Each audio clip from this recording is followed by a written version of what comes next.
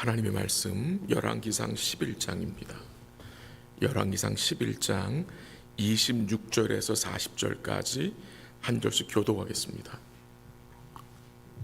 11장 26절에서 40절까지 26절 제가 먼저 읽습니다. 솔로몬의 신하 느밧의 아들 여로보암이 또한 손을 들어 왕을 대적하였으니 그는 에브라임 족속인 스레다 사람이요 그의 어머니의 이름은 수루아이니 과부더라. 손을 들어 왕을 대적하는 까닭은 이러하니라. 솔로몬이 밀로를 건축하고 그의 아버지 다윗의 성읍이 무너진 것을 수축하였는데 이 사람 여로보암은 큰 용사라.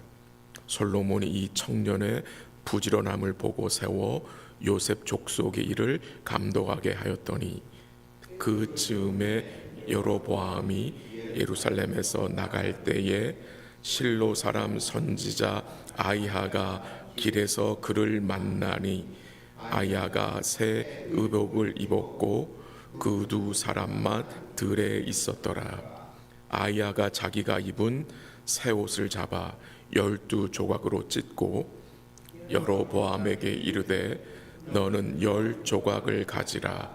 이스라엘의 하나님 여호와의 말씀이 내가 이 나라를 솔로몬의 손에서 찢어 빼앗아 10지파를 내게 주고 오직 내 종 다윗을 위하고 이스라엘 모든 지파 중에서 택한 성읍 예루살렘을 위하여 한 지파를 솔로몬에게 주리니 이는 그들이 나를 버리고 시돈 사람의 여신 아스다롯과 모압의 신 그모스와 암몬 자손의 신 밀곰을 경배하며 그의 아버지 다윗이 행함같이 아니하여 내 길로 행하지 아니하며 나 보기에 정직한 일과 내 법도와 내 율례를 행하지 아니함이니라. 그러나 내가 택한 내 종 다윗이 내 명령과 내 법도를 지켰으므로 내가 그를 위하여 솔로몬의 생전에는 온 나라를 그의 손에서 빼앗지 아니하고 주관하게 하려니와 내가 그의 아들의 손에서 나라를 빼앗아 그 10지파를 내게 줄 것이요 그의 아들에게는 내가 한 지파를 주어서 내가 거기에 내 이름을 두고자 하여 택한 성읍 예루살렘에서 내 종 다윗이 항상 내 앞에 등불을 가지고 있게 하리라.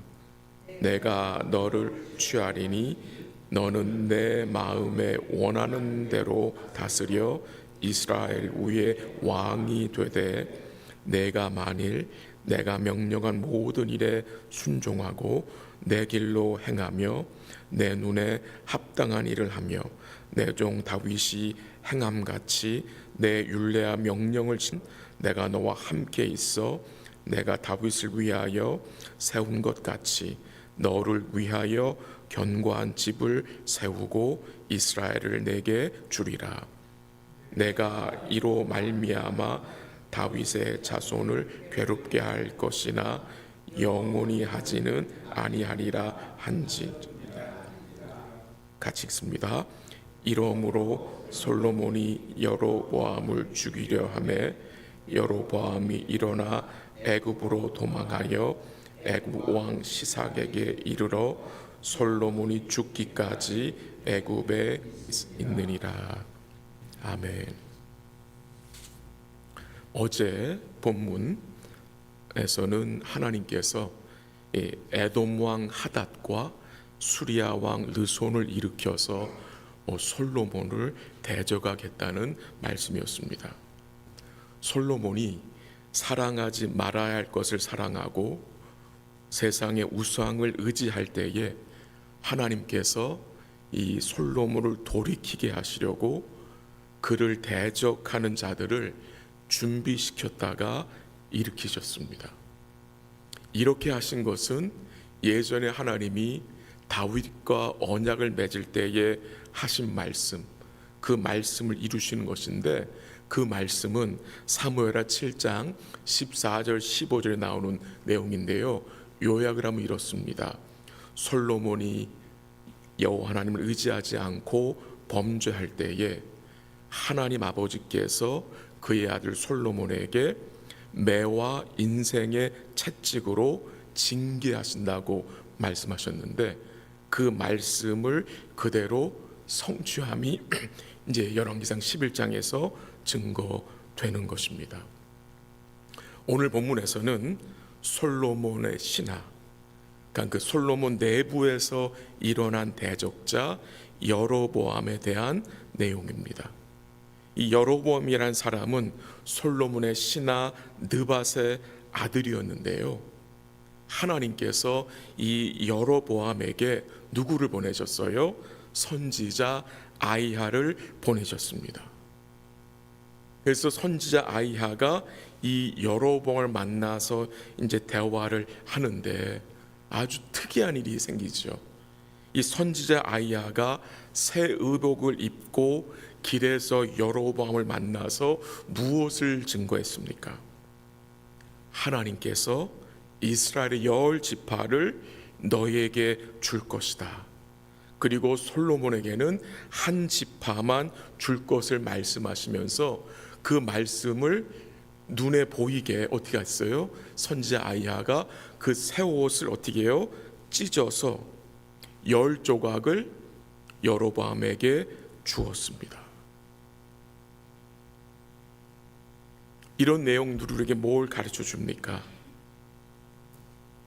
이스라엘의 왕이 솔로몬이지만 그 위에 또 위대한 왕이 계시다는 거예요. 이 이스라엘이 솔로몬의 것 같이 보이지만 이 이스라엘은 하나님의 것이며 하나님이 주권적으로 다스리고 계심을 이 선지자 아이야가 증거한 말씀과 그가 보여준 그 옷을 찢은 행동을 통해서 우리를 다시 깨닫게 하시는 것입니다. 하나님께서는 이 우상을 섬기는 솔로몬을 징계하기 위하셔가지고 선지자 아이야를 보내신 것입니다. 그래서 열 지파를 여로보암에게 주고 솔로몬에게는 한 지파만 줄 것을 이제 말씀하셨는데요. 하나님은 이 여로보암에게도 네가 다윗의 길로 행하면 내가 너의 집을 견고하게 할 것을 약속하셨어요.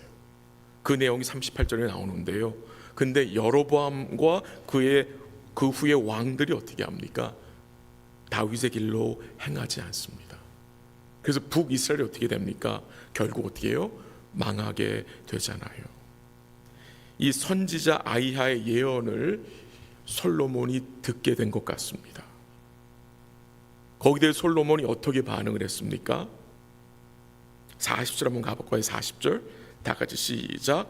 이러므로 솔로몬이 여로보암을 죽이려 하매 여로보암이 일어나 애굽으로 도망하여 애굽 왕 시삭에게 이르러 솔로몬이 죽기까지 애굽에 있느니라. 솔로몬이 이 하나님의 징계에 대해서 어떻게 반응을 했습니까? 감정적으로, 인간적인 생각으로 하나님을 맞섰다는 것입니다. 하나님을 맞섰습니다. 그래서 어떻게 합니까? 하나님이 일으킨 여로보암을 어떻게 해요? 죽이려고 했다는 것입니다. 솔로몬이 인간적인 방법을 써서 여로보암을 죽이려 했다는 것입니다. 하나님이 여로보암을 일으킨 이유가 무엇이었습니까? 솔로몬으로 자기 자신을 돌아보고 그가 죽게 돌아오기를 원하셨는데 그런 모습은 전혀 보이지 않고 여로보암을 죽이려 했다는 것입니다. 아직 깨닫지 못하는 솔로몬입니다. 이런 내용들을 보면서 우리가 무엇을 깨닫게 됩니까? 하나님과 그의 말씀을 떠나서 세상의 신을 따라가게 되면 괴로움이 많다는 것입니다. 하나님을 의지하지 않게 되면 어제 본문도 그렇고 오늘도 그렇잖아요. 참 수많은 대적들을 만나게 된다는 것입니다. 물론 하나님을 신실하게 섬겨도 대적이 일어납니다. 그래서 고통을 당할 수 있습니다. 성경은 증거하잖아요. 주를 믿는 의인에게는 고난이 있다. 그러나 하나님께서는 그 고난 가운데 그의 백성들을 뭐 하십니까? 보호하시고 돌보아 주십니다. 왜 하나님이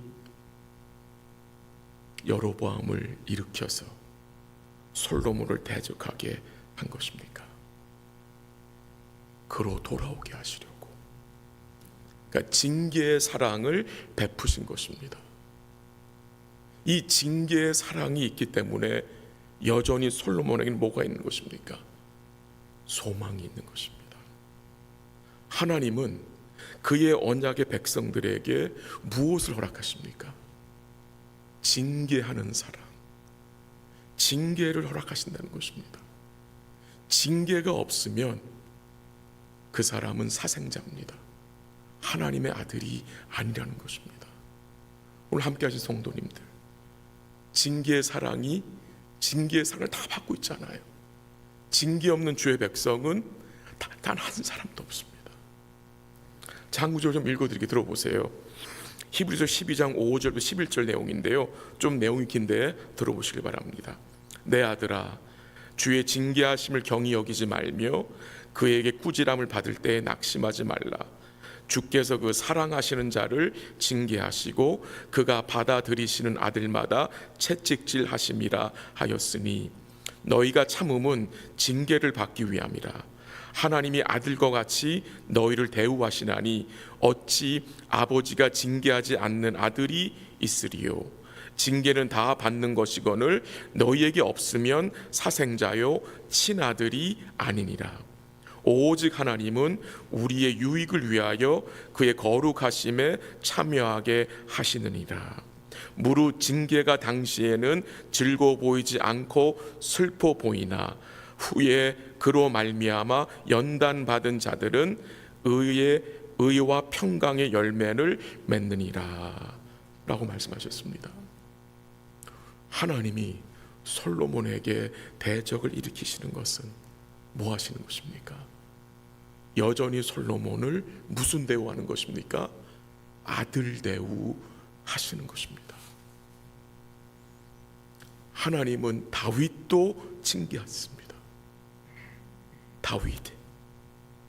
근데 다윗은 징계를 받을 때에 그가 겸손한 마음으로 주를 의지하고 회개했습니다. 근데 오늘 본문에 나타난 솔로몬의 모습에서는 그가 징계를 받을 때에 주를 의지하는 모습이 아직 보이진 않습니다. 우리 성도님들은 하나님의 징계의 사랑을 받을 때에 어떻게 반응하십니까? 맞서고 싶은 마음이 들 때가 있지만 그 마음을 우리가 주의 은혜로 죽이고 겸손한 마음으로 주를 의지해야 합니다. 한번 39절 읽어볼까요? 39절 다 같이 시작. 내가 이로 말미암아 다윗의 자손을 괴롭게 할 것이나 영원히 하지 아니하리라. 하나님 뭐 하시겠대요? 다윗의 자손을 뭐 하시겠다고요? 괴롭게 할 것이나 영원히 하지는 아니하리라. 하나님이 우리를 괴롭게 하신다고 해요. 근데 영원히 하지는 않겠대요. 우리를 괴롭게 하시는 하나님의 의도가 무엇인지 알죠? 이 구절과 연관되는 구절의 한 구절 읽어드릴게요. 들어보세요. 시편 119편 75절입니다. 들어보세요. 여호와여, 내가 알거니와 주의 심판은 의로우시고 주께서 나를 괴롭게 하심은 성실하심 때문이니이다 라고 했습니다. 이 시편 기자 뭘 고백합니까? 주께서 나를 괴롭게 하심은 주의 성실하심의 결과라고 고백하고 있습니다. 이 시편 기자가 믿음으로 무엇을 깨닫게 됐습니까? 나의 주께서 그의 성실하신 가운데 나를 괴롭게 하셨다. 나에게 여러 가지 고통과 고난을 허락하셔서 주께서 나를 빚어 오셨다는 그 고백입니다. 주님이 우리를 괴롭게 하지 않으셨다면, 징계의 사랑으로 함께하지 않으셨다면 오늘 이 자리에 앉아있을 분이 한 분도 없습니다. 주의 징계의 사랑이 있었기 때문에 오늘 여러분과 제가 이 자리에 앉아서 주를 바라보는 거 아니겠습니까? 이 자리에 여러분들이 앉아서 지금 아멘으로 말씀을 받을 수 있는 것은 우리 하나님의 그 징계의 사랑이 우리에게 임하였기 때문입니다. 우리가 하나님의 징계를 받는다는 것은 하나님이 여전히 우리를 뭐 하시는 것입니까? 사랑하신다는 증거입니다. 그리스도 안에 있는 성도들, 우리가 받는 이 징계는요, 죄에 대한 형벌이 아닙니다. 아들 대우하시는 것입니다. 죄에 대한 형벌은 주님이 십자가에서 다 가져가셨습니다. 주님은 우리의 기도를 통해서도 우리를 징계하세요.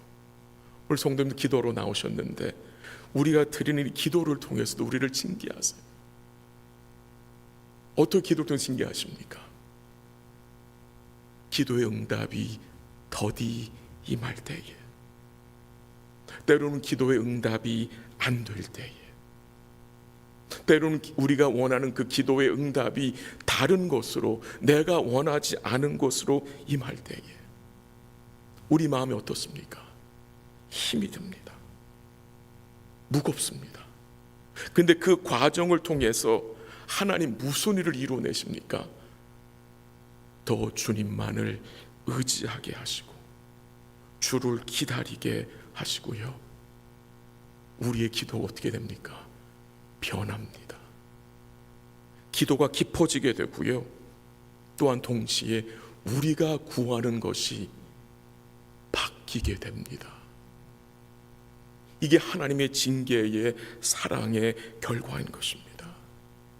좀 말씀이 길어졌는데 우리 사랑하는 성도님들, 오늘 하루도 주를 의지하시고 혹시 징계의 사랑을 받고 있는 과정이 있다면 이 아침에 기도하시길 바랍니다.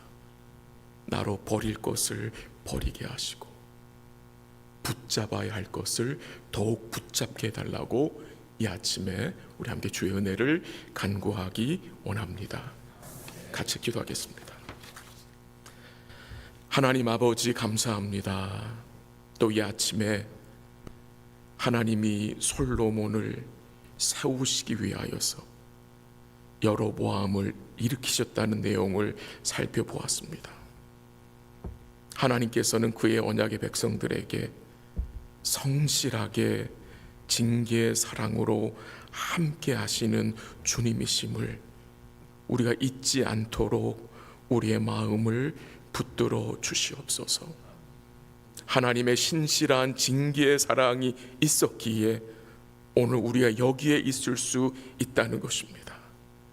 그 징계의 사랑이 없었다면 우리는 주의 말씀을 아멘으로 받을 수 있는 자들이 아니고 주를 따라갈 수 있는 존재들이 아니었으나 죄 많고 연약한 우리들을 사랑하셔서 아들 대우하셔서 우리를 변화시켜 주심을 감사합니다. 오늘도 기도 가운데 주를 의지하고 우리가 버릴 것을 버리게 하시고 붙잡아야 할 것을 더욱 굳게 붙들 수 있도록 주의 성령께서 우리의 마음을 주관하시고 붙들어 주시옵소서. 하나님의 변치 않는 그 영원한 사랑을 받고 있는 복된 아들들답게 오늘도 범사에 주를 인정하며 믿음으로 살아가는 복된 날 될 수 있도록 인도하여 주시옵소서. 이 아침에도 우리 주님의 긍휼과 자비를 구하며 기도하는 주의 백성들에게 은혜를 베풀어 주시고, 또 성령께서 우리의 마음을 주관하여 주사 우리의 간구들이 하나님 앞에 합한 간구 될 수 있도록 도와주시고, 우리 하나님께서 간구하는 주의 백성들의 기도에 응답하여 주시옵소서. 모든 것 주께 감사드리며 예수님의 이름으로 기도합니다. 아멘. 기도하시다가 돌아가시기 바랍니다.